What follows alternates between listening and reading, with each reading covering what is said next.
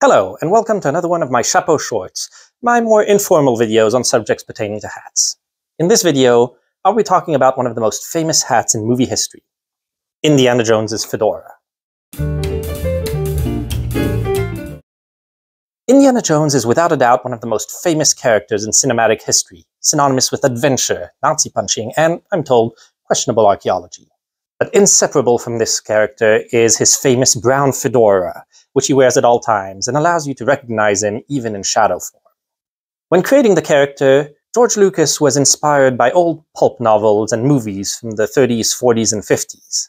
And so when he met with costume designer Deborah Nadelman Landis, he showed her movies like China featuring Alan Ladd or Charlton Heston in The Secret of the Incas, and told her this was the look he wanted for his character. She then was inspired, or basically copied, their appearance, which was supposed to be practical for an adventure of the time, featuring a leather jacket and, of course, a wide-brimmed hat. When arriving in London, where production was based, she had Ford try on dozens of hats to figure out which shape best complemented his appearance. Then when that was determined, she went to famed hatter Herbert Johnston in London to obtain a hat. And this is where stories diverge a little bit.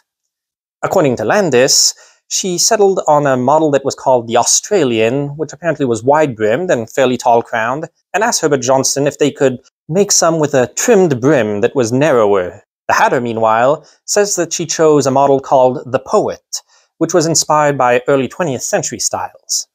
Whatever the case may be, she ordered about a dozen of them that were then delivered to the production when it moved to France to start filming. And she and Ford apparently spent an evening aging the hats to give them a suitably travel-worn appearance, as if they'd accompanied Indy on many adventures. They brushed them with metal brushes and sandpaper, rolled them in dirt and dust, and she even had Harrison Ford sit on them at various times. The movie was a great success, cementing Indiana Jones in popular culture, and the hat allowed him to be recognized even in silhouette form. And of course, when various other movies were made, he couldn't be seen without the hat, and they added scenes featuring it, like the famous one where he reaches under a closing door to save it, and they even gave it an origin story in Indiana Jones and the Last Crusade.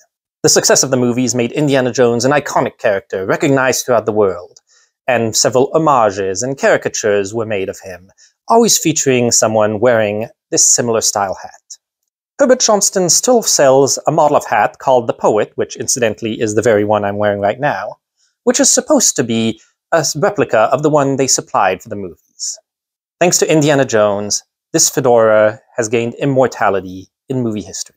So I hope once again you found this video interesting and will join me again soon for another hat. Until then, I tip my hat to you.